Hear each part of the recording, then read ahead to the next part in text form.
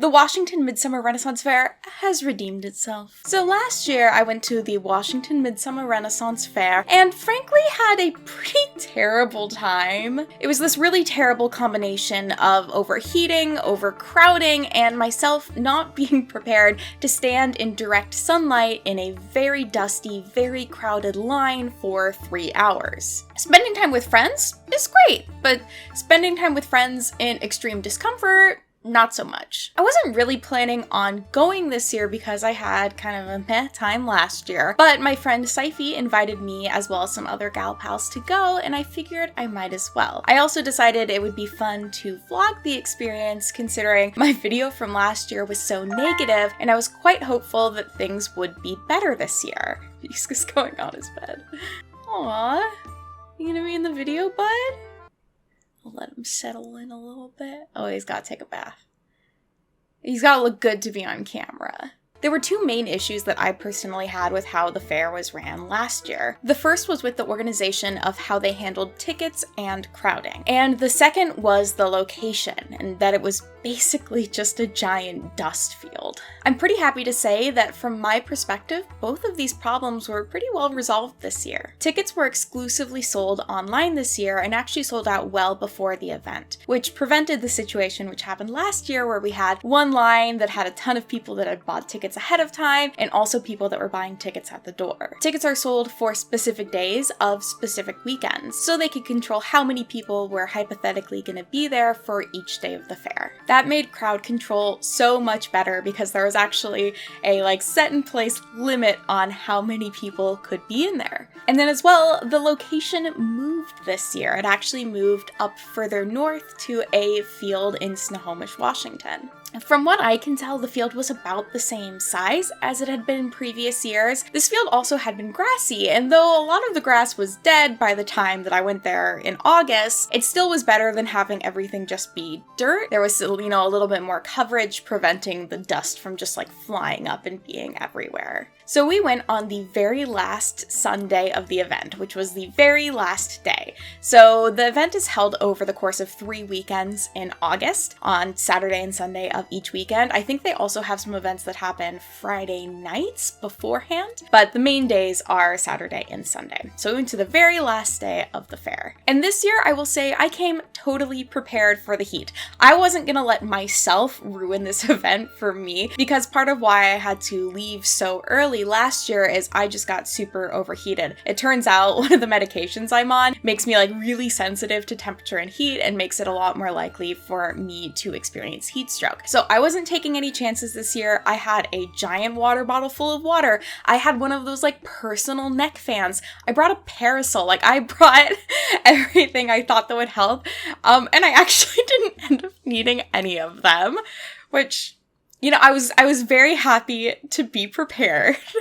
This year in general was cooler, just temperature-wise, the weekend that we went, as well as we had some sun coverage from smoke in the air. If you don't know, Washington State pretty commonly experiences smoke from either wildfires within the state or in BC or other nearby states that kind of blows over into our region. And so that was happening actually pretty bad the weekend that we went. So it did offer some sun coverage, but the air was also really smoky, so I kind of wish I had worn a mask. I didn't have one to wear myself, and I kind of was like, oh, I'll just be out for a few hours, it'll be okay. But my throat really hurt the next day, so lesson learned. Mask. I also really specifically planned my outfit this year to help protect me against the sun, so I'm wearing a longer sleeve shirt that is still very lightweight. I wore a long skirt that was still really lightweight. I wore really comfortable shoes. I basically was I'm gonna look cute, but comfort's the main goal. With our journey, traffic was not the best. I think just in general in Seattle and kind of Washington, there's a ton of construction going on right now, and it's never at convenient times or convenient places. So traffic was really rough on the way over, and we ended up arriving a lot later than we had originally planned, which is just how life goes sometimes. So we got there kind of mid-late afternoon on the day of, but that ended up working kind of well for us just because, again, crowds were smaller in general anyways this year, year with the cap on tickets, but as the day went on, of course, people that came early in the morning headed out. It was actually quite comfortable to walk around and check out booths. I never felt like, oh god, there's so many people around me, and I never had to wait long in any lines for anything, which was really nice. And of course, I really enjoyed that as well because I love looking at stuff, and I gotta say, Ren fairs, they're just the perfect place to check out some cool stuff. It is so amazing what people are capable of creating. Every time I'm there, I always feel so in awe of what people have made because they're so cool. My friend Saifi got this amazing chainmail chest piece. I almost bought a tiara and some earrings, but sadly, my fun budget this month went towards a certain Taylor Swift stall, so I didn't get anything this time, but I'm hoping next year I can get like a cool dagger or something. I also really want to dress up as a jester next year, like clown vibes. So maybe something like clowny with bells.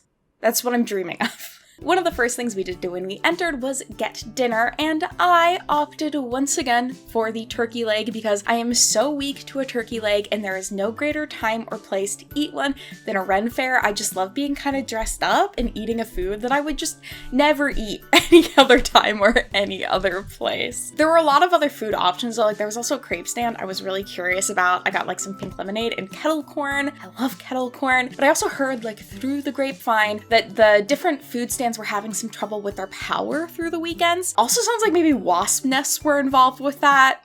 I might be putting two different situations together, but it sounds like not a super fun time. So it sounds like they still kind of have some kinks with the new location that need to be worked out. So all of us grabbed our food and we had our little feast, and the eating area is actually right next to the main arena, and there was a big show going on. So we finished up our food and then we could just stand up and watch the show kind of from the outskirts of the arena. It was pretty full, but thankfully there was still like plenty of standing room to stand and watch. And the show going on, I don't know what to call it. I don't know if it was a jousting show or what originally, but it was essentially like fighting. It felt a lot like medieval times where people, you know, were fighting and kind of playing out this story. There were people on horses. There was a beautiful lady on a horse. And it was really fun to see. I really think kind of the reenactment elements of Ren fairs are so much fun because again, it's stuff that you just like don't get to see in your day-to-day life, and it's also people that kind of love what they do doing what they love. The people who are putting on these shows feel, from my perspective, like very passionate about it, and this is something they obviously like really enjoy to do and they have a lot of fun with, so that just makes watching it all the more fun. The fair itself is basically set up like a big loop where the entrance is on one side and then the main arena is on the other side, but throughout the loop there's all sorts of tents set up, there's beer gardens, and there's lots of other stages showing different performances of music and different talents and dancing. We got to catch a little bit of a whip show, which was cool, and also of course got to like enjoy the ambiance of the other music and things that was going on as we walked around. We didn't get to stay for like any full shows, unfortunately, we just didn't have any time, but it was still really nice to just kind of like feel the vibes, and I'm really hoping next year that I can catch more, especially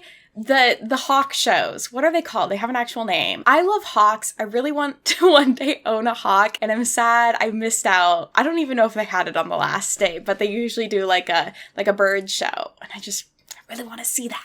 But speaking of ambiance, the fair itself is just such a fun environment to be on. Washington State's fair doesn't have any permanent structure set up, so everything is done with tents, but it's still done really well. People have themed signs and all sorts of accessories and things that really add to the experience as you're walking around. There's lots of different kind of like role play setups where they'll have the Queen's tent or, you know, the Fae's garden, and then there's also all the shops selling their wares and quite the variety of personalities. And with that, we're people that are very fully in character to people that are just like, yeah, this is like my casual part-time gig, and I'm, you know, sharing stuff I love with people that I think will enjoy it. I will say, I feel like this year I saw a lot more people in general kind of dressed up than when I went in 2019, pre-pandemic.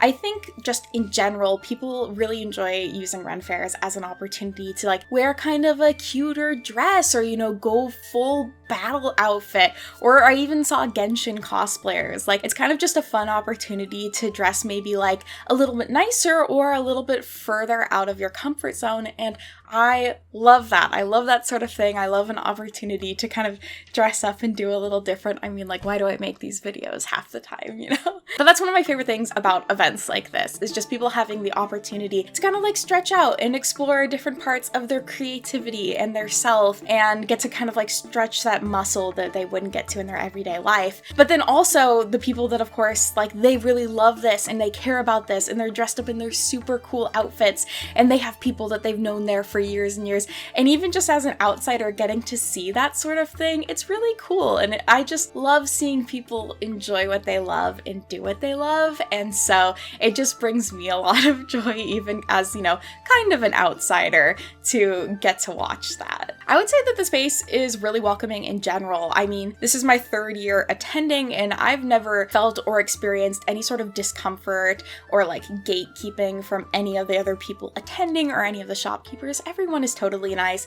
There's a really like wide age range of people that attend, and everyone seems to be pretty welcoming of newcomers and just wants like everyone to have a good time. One of my personal favorite stands that I've seen over the years is the Wildwood Fae group. They're just like this super sweet setup that's like a garden, and they have people dressed up as fae and other sort of fantasy creatures, and they offer photo ops and activities. They were blowing bubbles this year. I got a photo with the mermaid.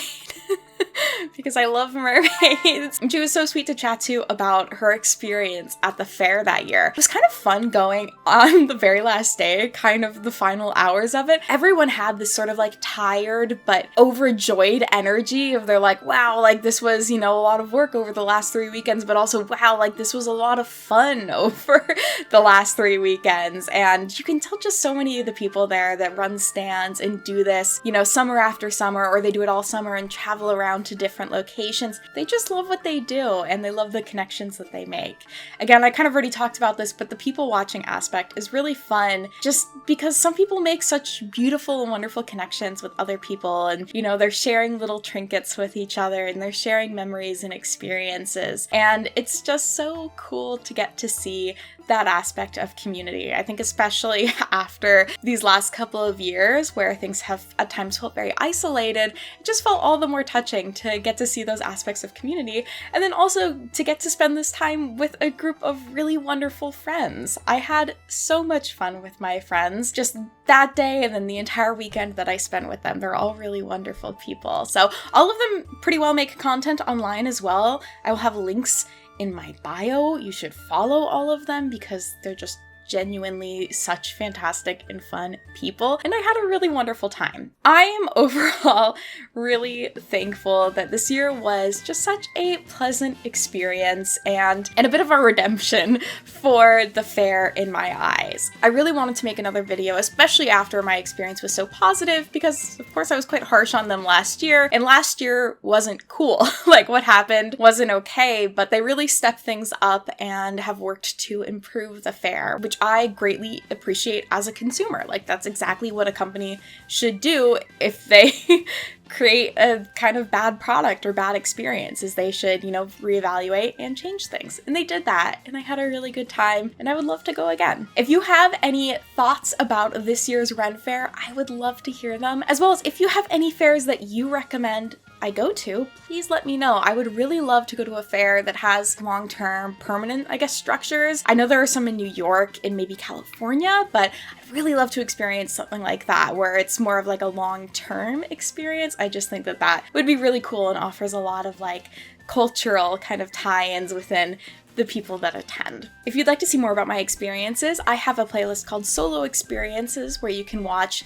videos about me doing things on my own because I'm very brave and cool. I also have a playlist that is just more like outings and cons in general, if you like con vlogs and the like. Thank you all so much for watching this video. I hope that you're having a lovely end to your summer and slow, hopefully, start to your fall. If you enjoyed this video, feel free to give it a like, subscribe if you would like to see more, and I'll see you all next time.